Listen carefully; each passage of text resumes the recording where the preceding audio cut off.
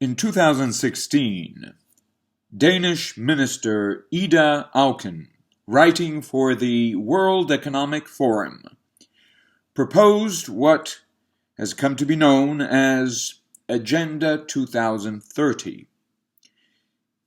In an article appealing to a bright future in which we own nothing, and so we're happy about this, Ida Auken writes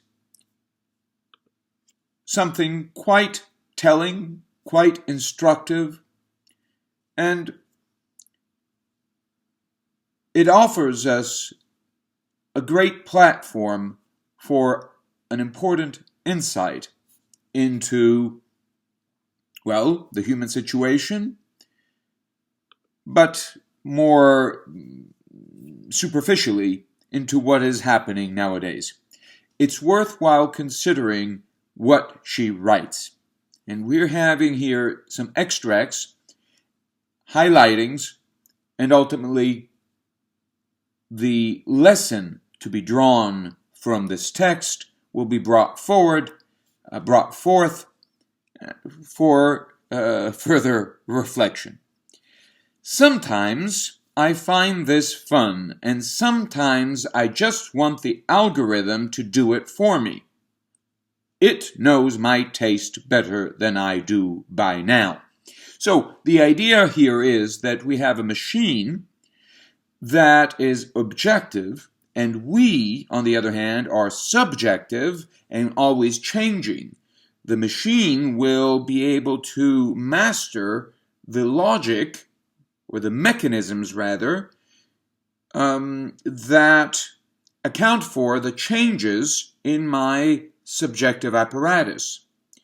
So we don't really know ourselves as well as the machine can know ourselves. And where to know is to really to master, to control, to be able to predict, and therefore tame, organize, ultimately control.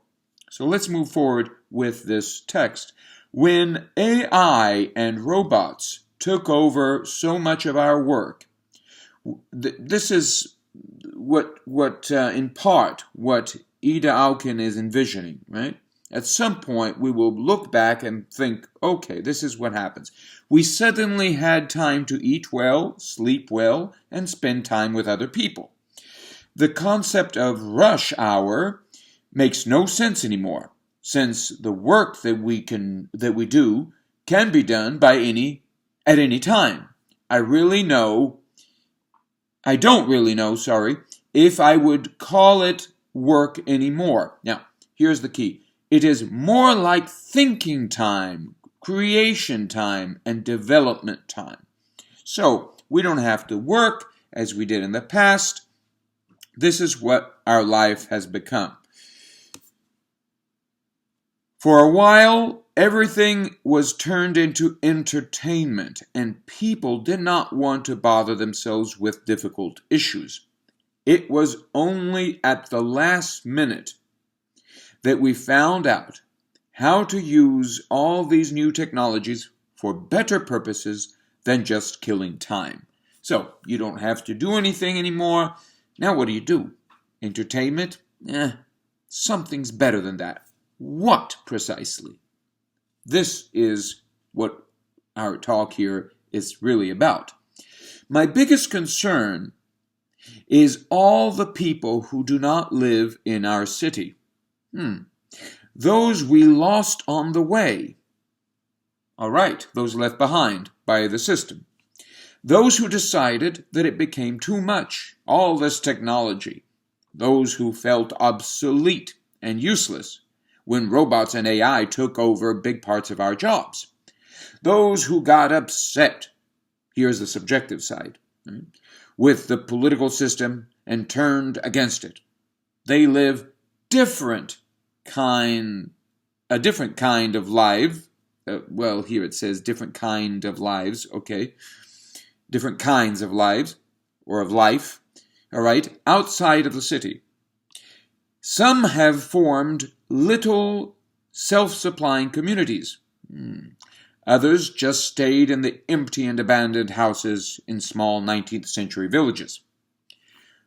Once in a while, I get annoyed about the fact that I have no real privacy.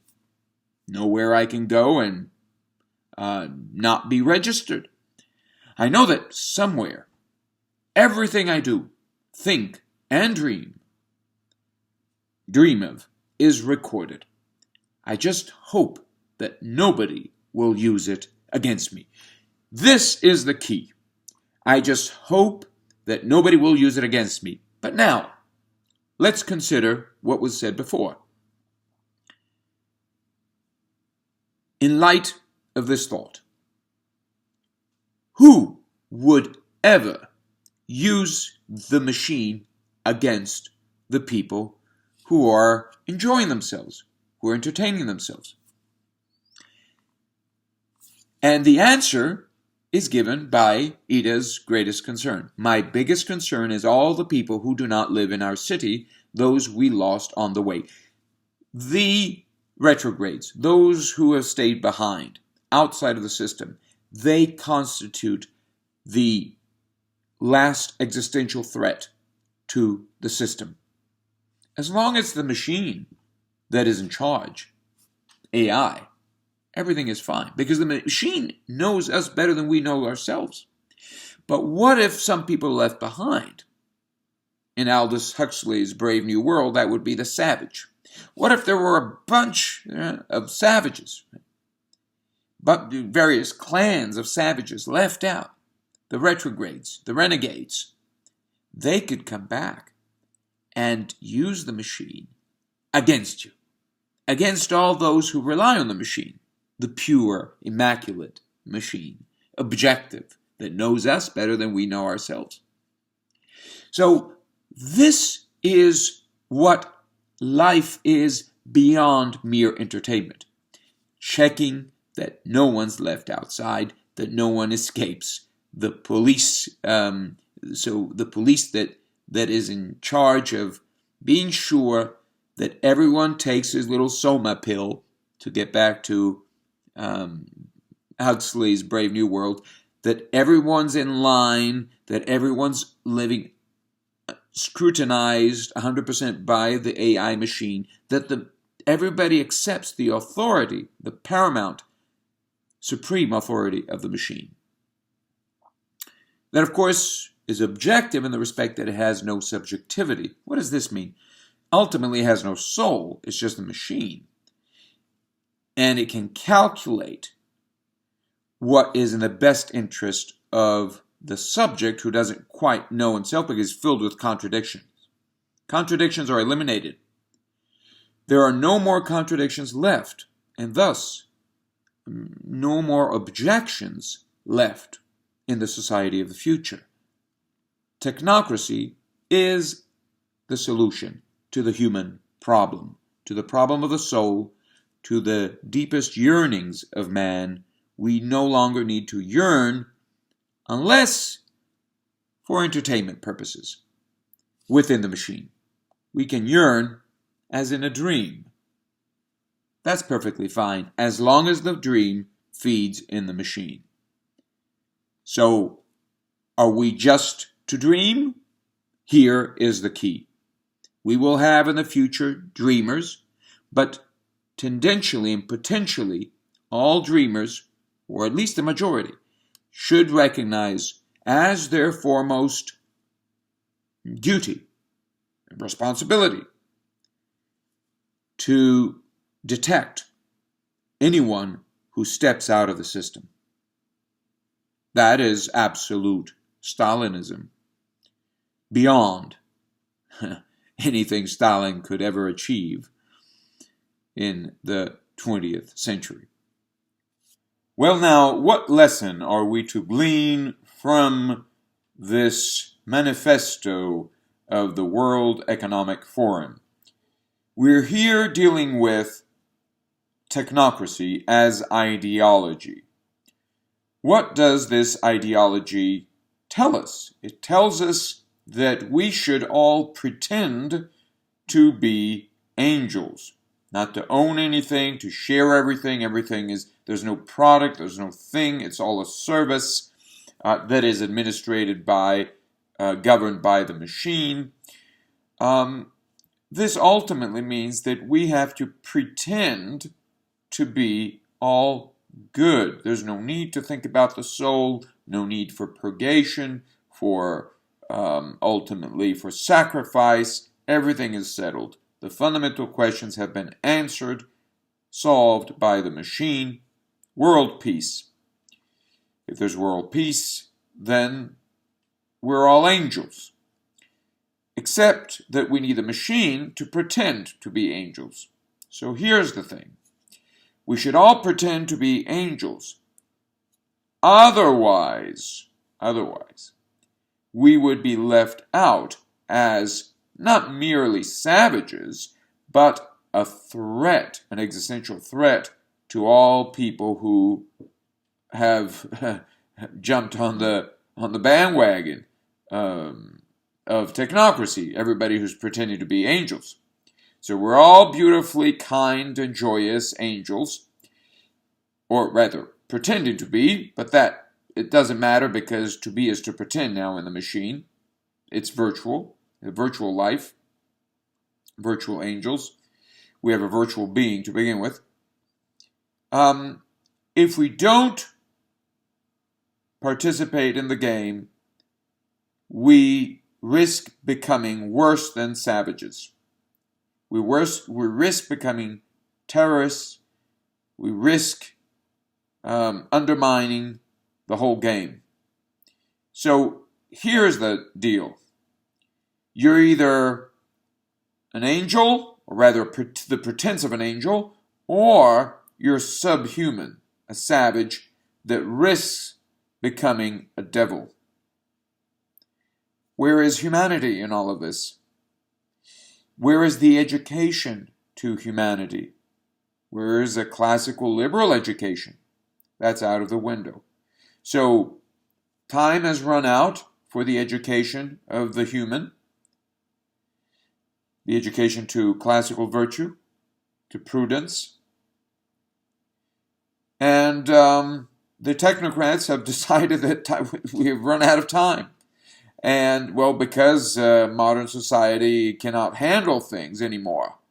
Society, the structure of society is falling apart. The system is unsustainable. They say that we have to have sustainability here. And we're not, the modern system is not sustainable. The bankruptcy of the modern system, that is to say, of this pyramid scam of sorts, it has been exposed. At this point, what do? Accept that the pre-moderns were right? No. That would be to acknowledge that the whole modern project was a farce, was a lie. So what do? We cover it up. How do we cover it up? Well, we use the machines that we've built up so far. We perfect them. Perhaps the machines can perfect themselves, and they can become the masters. And then we become the slaves of the machine. And the machine sells us this dream. We're all angels. We're all supposed to be angels.